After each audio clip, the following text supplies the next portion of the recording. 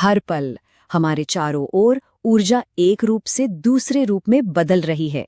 सोचिए, ईंधन जलकर गर्मी पैदा कर रहा है या एक बैटरी हमारे फोन को चला रही है। इन सभी ऊर्जा परिवर्तनों को समझने की साइंस को ही ऊष्मप्रवैगिकी या थर्मोडायनामिक्स कहते हैं। और आज हम इसके सबसे बुनियादी, सबसे मौलिक नियम की गहराई में उतरेंगे।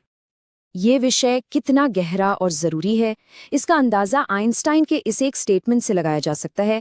जब एल्बर्ट आइंस्टाइन जैसा कोई जीनियस ये कहे कि ये सिद्धांत कभी गलत साबित नहीं होगा, तो हम समझ सकते हैं कि हम विज्ञान के कितने मौलिक नियम की बात कर रहे हैं। ऊष्मप्रवैगिकी असल में कुछ बहुत बड़े सवालों के जवाब देती है, जैसे कि कोई केमिकल रिएक्शन आखिर होती ही क्यों है? हम ये कैसे पता लगा सकते हैं कि वो होगी भी या नहीं, और अगर होगी तो उसमें कितनी ऊर्जा लगेगी या निकलेगी? आइए इन्हीं सवालों के जवाब खोजना शुरू करते हैं। ठीक है, तो चलिए इसमें गहराई से उतरते हैं। पहले नियम को ठीक से समझने के लिए हमें सबसे पहले कुछ बुनियादी शब्दों को समझना होगा, जो हमारे इस पूरे विश्लेषण का आधार बनेंगे। ऊष्मप्रवैगिकी में दो शब्द सबसे महत्वपूर्ण हैं, निकाय यानी सिस्टम और परिवेश यानी सराउंडिंग्स। निकाय वह हिस्सा है जिस पर हम ध्यान दे रहे हैं, मान लीजिए एक बीकर में हो रही कोई रिएक्शन। और परिवेश, खैर उसके आसपास की हर वो चीज जो उसे प्रभावित कर सकती है, जैसे कि वो कमरा जहां बीकर रखा है या हवा का तापमान। अब सभी निकाय एक जैसे नहीं होते, उन्हें 3 तरह से बांटा जा सकता है, और ये इस बात पर निर्भर करता है कि वो अपने पर्यावरण के साथ पदार्थ और ऊर्जा का लेन देन कैसे करते हैं। तो चलिए इन तीनों में अंतर को समझते हैं। एक खुला निकाय, जैसे चाय का एक खुला कप, ऊर्जा यानी हीट और पदार्थ यानी भाप दोनों का आदान प्रदान कर सकता है। एक बंद निकाय, जैसे ढक्कन वाली पानी की बोतल, केवल ऊर्जा का आदान प्रदान कर सकती है, पदार्थ का नहीं। और आखिर में एक विलगत निकाय, जैसे एक आदर्श थर्मस फ्लास्क, जो ना तो ऊर्जा और ना ही पदार्थ का आदान प्रदान करता है। अब जब हमने अपना कार्यक्षेत्र परिभाषित कर लिया है, तो चलिए सीधे ऊर्जा की बात करते हैं। किसी भी निकाय की कुल ऊर्जा को हम कैसे मापते हैं?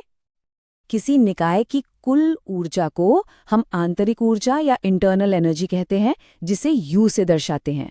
इसे निकाय के एनर्जी बैंक खाते की तरह समझिए। ये उसके अंदर मौजूद हर तरह की ऊर्जा का कुल जोड़ है। अब देखिए, हम इसका सटीक मान तो नहीं जान सकते, लेकिन इसमें होने वाले बदलावों को, यानी एनर्जी में हुए चेंज को, हम बिल्कुल सटीक रूप से माप सकते हैं। और इस एनर्जी बैंक खाते का बैलेंस बदलने के सिर्फ और सिर्फ 2 ही तरीके हैं, या तो ऊष्मा के रूप में, जिसे हम Q से दिखाते हैं, या कार्य के रूप में, जिसे हम W से दिखाते हैं। इनके अलावा और कोई तरीका नहीं है। और ऊर्जा का ये सारा लेन देन एक बहुत ही मौलिक, बहुत ही फंडामेंटल नियम का पालन करता है। यही है ऊष्मप्रवैगिकी का पहला और सबसे महत्वपूर्ण नियम। ये नियम ऊर्जा संरक्षण का नियम है, जिसे हम सब ने सुना है। ऊर्जा को न तो पैदा किया जा सकता है और न ही नष्ट किया जा सकता है। ये सिर्फ एक रूप से दूसरे रूप में बदल सकती है, बस। गणित की भाषा में इस नियम को ऐसे लिखा जाता है: किसी निकाय की आंतरिक ऊर्जा में परिवर्तन यानी डेल्टा यू, निकाय को दी गई ऊष्मा Q और उस पर किए गए कार्य W के जोड़ के बराबर होता है। यह ऊर्जा का एकदम सटीक हिसाब किताब है। यहाँ हिसाब रखने का तरीका बहुत महत्वपूर्ण है। अगर ऊर्जा निकाय में प्रवेश करती है, जैसे उसे ऊष्मा दी जाती है या निकाय पर कार्य किया जाता है, तो उसका मान पॉजिटिव होता है। और अगर ऊर्जा निकाय से बाहर निकलती है, जैसे ऊष्मा निकलती है या निकाय खुद कार्य करता है, तो मान नेगेटिव होता है। बिल्कुल बैंक अकाउंट जैसा, डिपॉजिट मतलब पॉजिटिव, विड्रॉ मतलब नेगेटिव। ठीक है, तो हमने परिभाषाएं और समीकरण देख लिए, लेकिन असली दुनिया में इस नियम का क्या महत्व है? ये हमारे लिए इतना जरूरी क्यों है? सच तो ये है कि यह नियम हमारे चारों ओर की हर चीज को नियंत्रित करता है।